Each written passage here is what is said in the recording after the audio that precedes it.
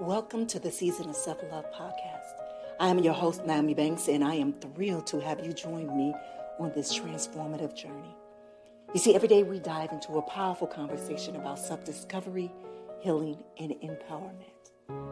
This podcast is brought to you by Ask Nyomi and Elevate Me Self-Discovery, where we believe that loving yourself is the first step to living a fulfilling life.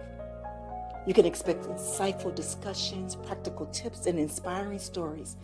Plus, we'll occasionally welcome special guests who will share their unique perspectives on self-love and personal growth. So get comfy, grab your favorite beverage, and let's embark on this journey together. Because it's time to embrace the beautiful person that you are. So let's elevate our lives one episode at a time. Now let's get started. All right, my beautiful people, welcome to Freedom Friday here on the Season of Self-Love podcast. I am your host, Nyomi Banks. And today we're talking about something that feels so appropriate for Friday in freedom. Specifically, the freedom that comes after you've made the difficult decision to honor your threshold and prioritize your own well-being. Well, this week has been a journey, hasn't it? We started with Monday with Dr. Will and us talking about setting boundaries with love. And then Tuesday, I shared a very personal struggle with a loving family member from a distance. And Wednesday, Mia courageously shared her story of escaping narcissistic abuse. And yesterday, we explored recognizing when we reached our breaking point in a relationship. Well, today I want to talk about what comes next. Because crossing your threshold, while necessary, is just the beginning. You know, real freedom comes from what you do with the space that you've created for yourself. But first, before we get into this topic, let's take a quick break, all right? It's your girl, Nyomi Banks here on the Season of Self-Love podcast. We'll be right back. Ready to transform how you think about love and mental health? This May, join host Nyomi Banks and Dr. Will Washington and expert guests on Love and Mental Health, a powerful 4-part series exploring relationships through the lens of mental wellness. Every Thursday at 6 p.m. Pacific Standard Time on Ask Nyomi Bridging the Gap. Do you have a story to share? Your experience matters.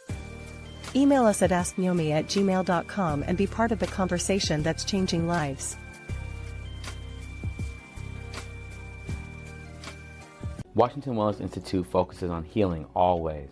For me, if I look good, then I feel good. If I feel good, then I share the good. If I share the good, then I celebrate the good.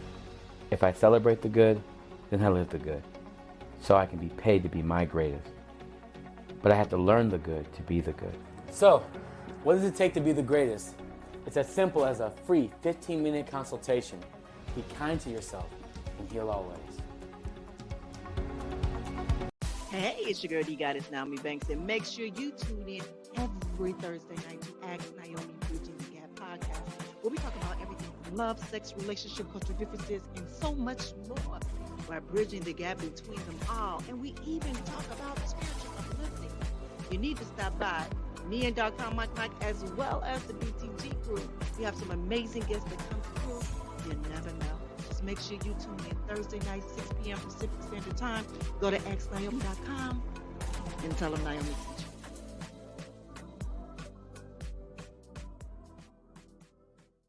All right, my beautiful people, well, welcome back. Well, let's take a mindful moment to prepare for today's conversation, all right? So if you all can just close your eyes and take a deep breath in. Hold it for a moment. Now slowly exhale. Now I want you to imagine yourself in a beautiful open field. The sun is warm on your face. And there's a gentle breeze.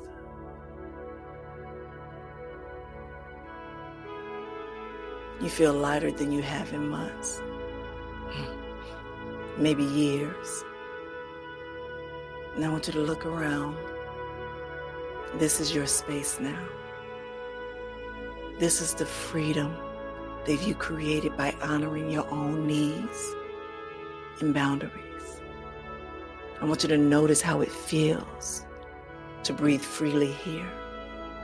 I want you to notice how your shoulders can relax. I want you to notice how your heart feels when it's not constantly worried about someone else's emotional state. Take another deep breath. And I want you to whisper to yourself, I am free to be myself. I am free to choose peace. And when you're ready, gently open your eyes, and I want you to carry that sense of freedom with you, all right? All right, my beautiful people, you are new here to the Season of Self-Love podcast. Again, this is something that we do every day, Monday through Friday, just to help us to center ourselves before we dive into our topic. All right, so let's talk about freedom. Not just the freedom from toxic relationship or unhealthy dynamics, but the freedom to create something beautiful in the space that you've reclaimed. I want to start by acknowledging something that many people don't talk about, and that's the grief that comes with freedom. Even when you know that you've made the right decision to step away from a relationship or a situation, there's often a mourning period. Mourning, mourning, not good morning, but to mourn something, to cry, to grieve that. You might find yourself grieving not just what was, but what you hope could have been. This grief is normal and is very necessary. It doesn't mean that you made the wrong decision. It means that you're human, and that you're processing the loss of a relationship that, despite its toxicity, was still a part of your life. So when Mia talked on Wednesday about feeling guilty after leaving her narcissistic ex-husband, she was experiencing this very thing. Even in the midst of freedom, there can be complex emotions. This is why having support during this transition is so crucial. But here's what I want you to understand about this post-threshold freedom. It's not just about what you're free from. It's about what you're now free to become. What you're free to become. Think about it this way. When you're constantly managing someone else's emotion, walking on eggshell, or sacrificing your own needs to keep peace, you're not actually living your life. You're performing a role in someone else's drama. So when you step away from that, you get to remember who you actually are underneath all of that people pleasing and caretaking. I've been experiencing this with my own family situation. Since I've stepped back and implemented those boundaries we talked about on Tuesday, I've noticed something beautiful that's happening. I have energy for things that I care about again. I'm sleeping better. My workouts are the bomb. I'm more present with the people in my life who actually appreciate and reciprocate my love. It's like I was carrying around this heavy backpack for so long that I forgot what it felt like to walk without it. Shit, I didn't even know how to walk without it. That was something that I was used to. Now that I've set it down, I can remember how easier that it is to move through the world when you're not weighed down by someone else's unhealed trauma. This is what I want for you all. This is what I want for you. And I want you to remember that what it feels like to prioritize your own peace, to wake up in the morning excited about your day instead of dreading what drama might unfold, to have conversations that energize you instead of drain you. But freedom requires intention. It's not enough just to remove yourself from unhealthy situations, but you have to actively choose what you want to fill that space with. Otherwise, you might find yourself gravitating towards similar dynamics out of habit. This is where the real self-love work begins. Because now you have the space to ask yourself some very important questions. Some very important questions. Like, who am I when I'm not trying to fix or save someone else? Who am I when I'm not trying to be the savior? Who am I when I'm not trying to be the fixer? What do I actually enjoy when I'm not worried about managing someone else's emotion? What dreams have I put on hold while I'm focusing on someone else's drama? You see, these questions might feel very overwhelming at first, especially if you've been in a caretaker mode for a long, long time. You might have to relearn what your own preferences are, or what brings you joy, or what makes you feel alive.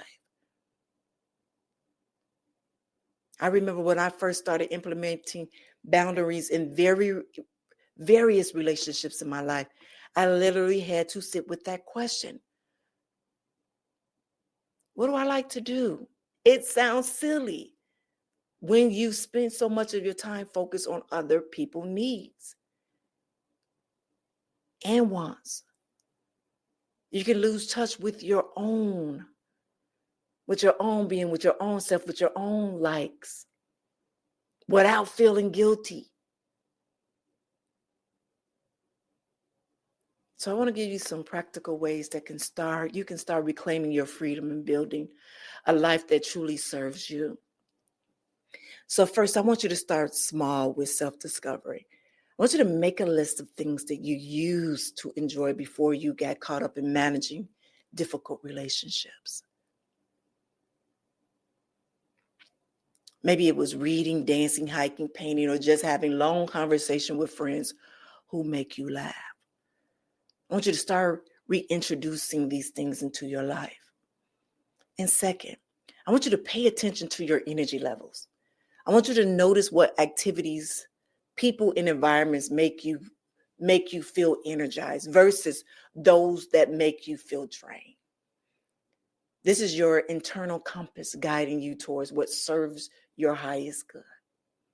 And then third, I want you to practice saying yes to the things that light you up and no to the things that don't, even if they seem nice or should be important to you.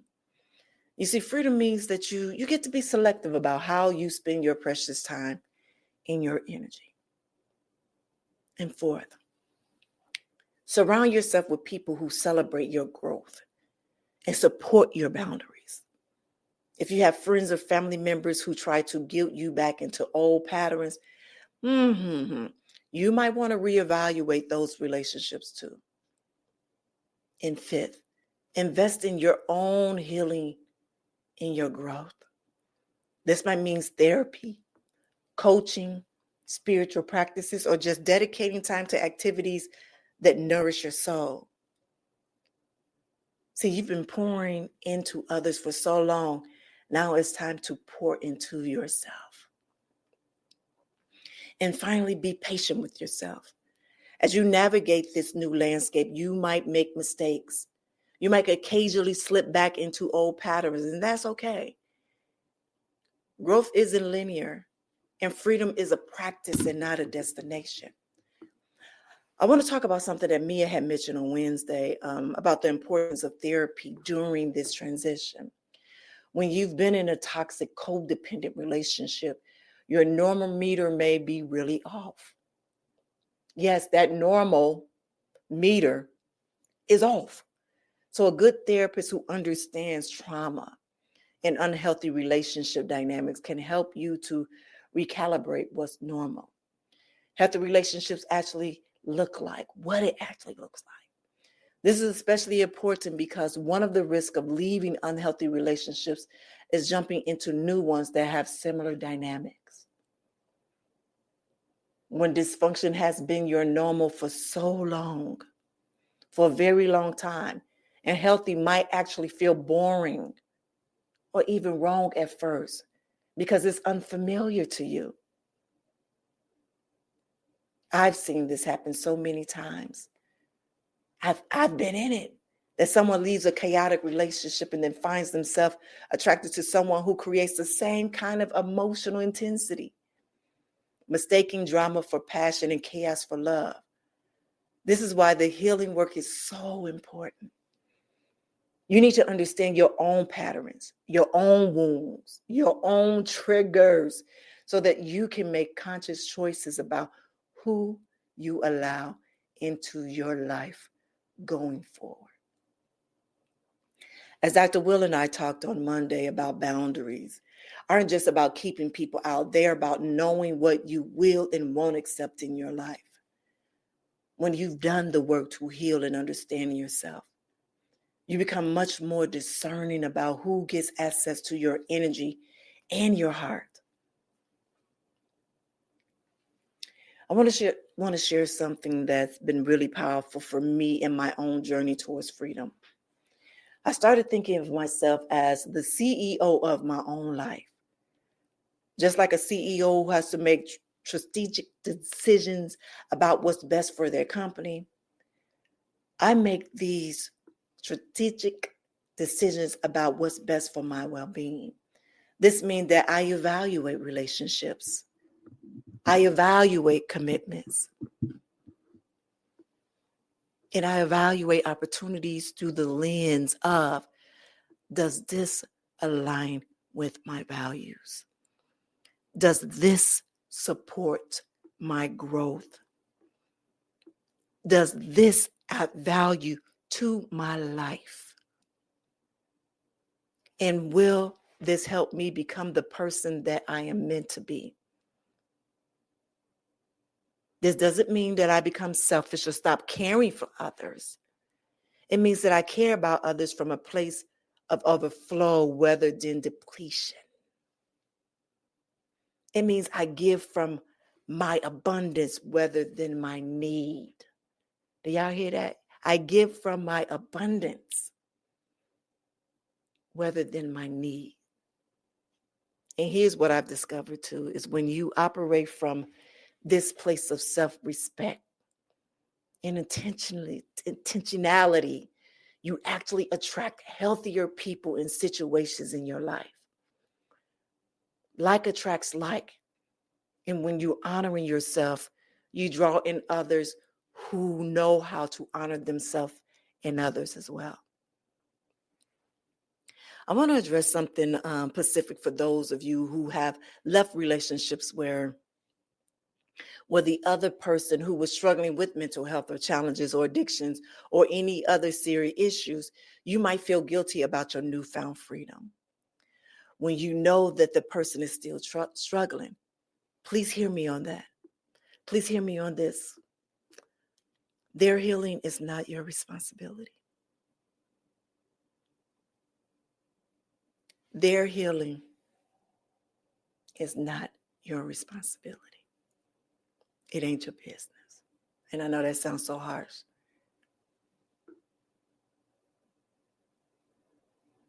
Your freedom is not a contingent on their recovery. You can have compassion for their struggle while still celebrating your own peace. In fact, your healing and freedom might be exactly what they need to see to motivate their own growth. Sometimes people don't recognize how their behavior affects others until they experience the natural consequences of that behavior. See, this connects back to what I shared on Tuesday about being there to witness and not to save. You can witness their journey with love and compassion from a distance, but you don't have to sacrifice your own well-being in the process. And I want to talk about forgiveness for a moment because it often comes up when we're talking about freedom, from a difficult relationship. You know, Mia mentioned on Wednesday that she had to work hard on forgiving her ex-husband, not for his sake, but for her own peace. But I want to be clear about something. Forgiveness doesn't mean that you have to reconcile with that person or with someone. It doesn't mean that you have to let them back into your life. It doesn't mean that you have to pretend that the hurt didn't happen or that it wasn't that bad. Forgiveness in this context means to you stop carrying the poison of resentment. It means that you release the grip that person has on your emotional state. It means you stop giving them free rent in your head. This kind of forgiveness is a gift to give yourself, not them. It's a gift that you are gifting yourself. And it's something that you might have to choose again and again and again and again and again, especially in the early stages of your freedom. Now, as we move towards the end of this episode today, I want to leave you with this truth. Your freedom is not selfish. Your peace is not selfish. Your decision to prioritize your own well-being is not selfish. You matter. Your happiness matters. Your mental health matters. Your dream matters. Your peace matters. And when you start living from the place of self-respect and self-love, something beautiful happens. You become an example for others of what it looks like to honor yourself.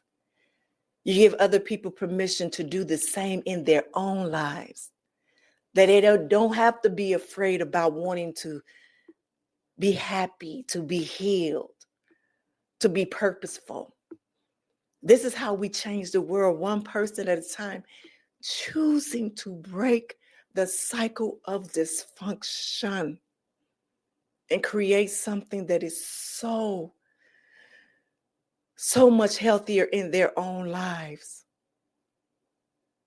So as we close out this week on nurturing relationships, I want you to remember that the most important relationship that you will ever have is the one with yourself.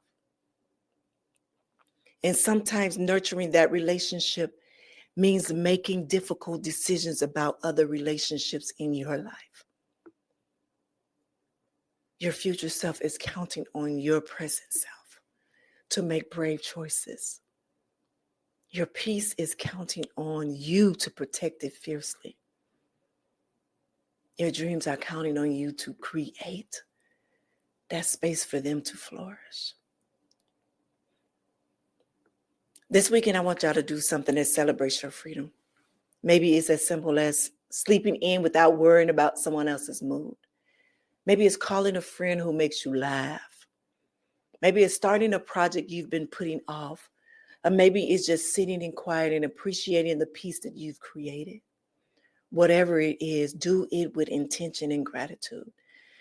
Because freedom, my beautiful people, is not something just happens to you. It's something you choose. It's something you create. And it's something you protect. And you deserve all the freedom in the world to be exactly who you are meant to be. This week episode has touched, if it has touched your heart, I want you to share it with someone. But also, if it's opened your eyes to patterns in your own life, please share this with someone who might need to hear this message. Sometimes we are exactly the voice that someone needs to hear to give them the courage to make that difficult but necessary changes. And don't forget to download the Year of the Rebirth workbook from our website, theseasonofselflovepodcast.com. It has journal prompts and exercises to support our own journey towards freedom and self-love. Well, on Monday, we're back, our final week.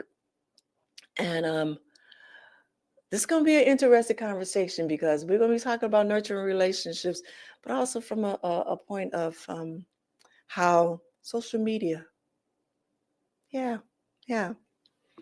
All right. Well, all right, my beautiful people. Until then, I want you to remember that you are so worthy of relationships that celebrate you, not ones that deplete you.